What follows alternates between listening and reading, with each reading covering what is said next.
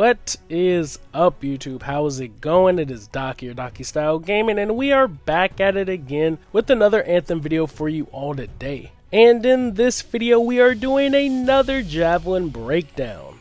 Now, this video is a little late, but I still wanted to get this out, especially with all the comments from the Thick Boy fans out there in my comment section recently. So, without further ado, let's just hop straight into this Javelin breakdown on the Colossus. Now, in this breakdown, just like my previous two, I'm going to be going over everything that we have on the Colossus. His abilities, his gear attachments, and support abilities as well. We'll also go into some information that was given to us from these articles on the official EA Anthem site. So with that being said, before we hop straight into the gear attachments and support abilities, let's hop into the brief summary that we got on the EA article, and then we'll hop straight into its weaponry. The title of the summary on the official site is called An Appetite for Destruction, and it starts, we've all been there, faced up against a roiling horde of fanged monstrosities, firing off rounds after useless rounds into an ocean of carapaced beasts, getting absolutely nowhere, and slowly at that. Well friends, we don't have to live like that anymore. Meet Anthem's Colossus, a hulking war machine designed to clear out entire hives of vicious predatory fauna with mounted artillery, heavy arms, or even, yes, a flamethrower. It's got reinforced armor plating, it's got jet propulsions, it's got a cannon, I'm pretty sure it's even got cup holders. If you're looking to trample through the wilderness in comfort with heavy artillery strapped to your back, the Colossus is for you. And that's how the summary ends, and it wasn't just me, or did it seem like they were trying to sell us a brand new car? Now don't get me wrong, what they did say was pretty dope, I'm not gonna lie. Granted, it probably won't be main in the Colossus, but you know, heavy artillery, being that tank, the extra armor is always nice. But now that we got the summary out of the way, let's start getting into all of its features, its abilities, its gear attachments, and weaponry. So like always, let's first start with the Colossus weaponry. According to the article, the Colossus cannot use the two smallest weapon types, pistols and SMGs, but it is the only Javelin sturdy enough to wield any of the heavy weapons. So just like some of the other Javelins we covered and how there are certain weapon restrictions for them, the Colossus is no different. He cannot actually use any of the smaller weapons for its Javelin, which I guess is to be expected, but at the same time I don't see why it couldn't necessarily.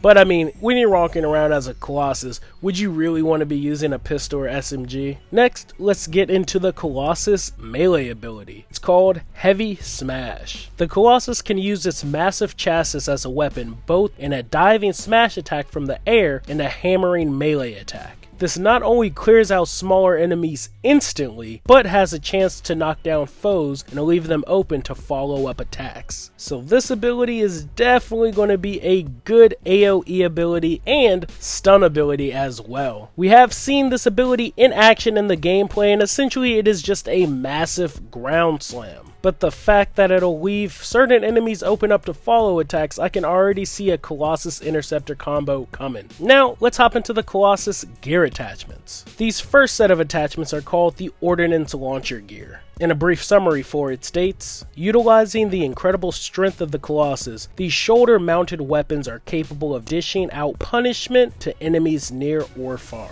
And the first of the Ordnance launchers is one that we have seen as well, and is the High Explosive Mortar. Launches an explosive projectile that deals heavy area of effect damage. Now that's the type of ability I like to hear. That's definitely going to be great for comboing potentials, setting enemies on fire most likely, and then following it up with other Javelin elemental attacks. The next of the Ordnance launchers is called the Burst Mortar. Fires a volley of smaller mortars that spread out to pummel a wider area of effect. Now this ability sounds more or less like aggro control, trying to slightly push the enemy out away or towards a different direction. It might not kill them directly, but it'll probably keep them away long enough with this wide area of effect. Now this next ability is a great defensive ability for this Javelin. This Ordnance gear attachment is called Firewall Mortar. Fires a specialized mortar round that ignites a wall of flame, heavily damaging enemies that try to move through it. I can already see this ability being used in so many different situations, especially when it comes to healing or trying to revive a teammate. This will probably come in handy as well. Or if you just want to keep some enemies off your back temporarily. This next ability is actually kind of similar to the Storm's Ball Lightning ability. This one is called Lightning Coil. Strikes a single random target with an arc of electricity in front of the Colossus, prioritizing targets with status effects. So this ability definitely seems like a mini crowd control. Shoot one enemy and any enemies that are near it are going to be hit with electricity as well. And also it will be good for setting up some combo attacks. And then the last of the Ordnance launcher gear attachments is called Shock Coil. Now this is the true CC ability. Emits waves of electricity out from the Colossus, damaging all nearby enemies. Now I'm not gonna lie, it would be slightly better if it would permanently stun them or temporarily stun the enemies, but the fact that you can do pretty much an area of effect massive damage attack is pretty dope, I'm not gonna lie. And for Warframe players, think of Volt's fourth ability just without the stun.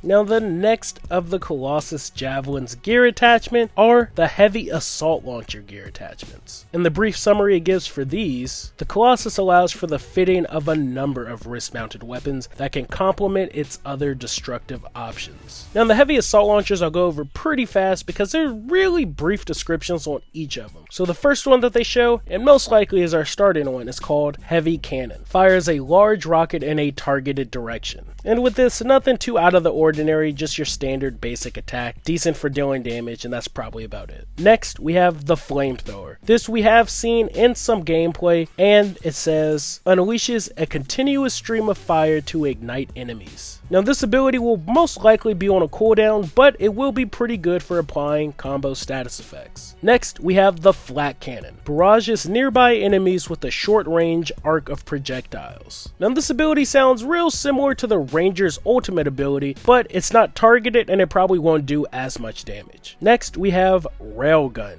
Devastates a single target with a forceful and precise kinetic round. Now this definitely sounds like the DPS Assault Launcher gear attachment. So for those of you who want to tank but still hit hard, this seems like the gear attachment to go with. And then the last of the Heavy Assault Launcher gear attachments is called Acid Spitter. Expels an acid projectile to damage enemies. Now just like I said with the other two Javelins with their breakdowns who also have acid abilities, I'm kind of hoping this ability is going to be a damage over time ability. We actually haven't seen any of the acid element in action, and not much is actually known about the acid ability outside of it being a man-made ability. Similar to why you'll see when the Storm uses his ultimate ability, acid isn't there. Now it may have something to do with the Anthem creation, but who knows. I guess we'll just have to wait and find out and see. Next, let's get into the Colossus Javelin support abilities. The description reads, as the preeminent battle tank, the Colossus is capable of supporting its allies by decreasing incoming damage or diverting enemy fire towards itself. And this first support ability does just that, and it's called Taunt. Forces all enemies within a certain radius to divert their attacks to the Colossus. And yeah, with the Colossus being the tank, you better be able to handle it. No, I'm kidding.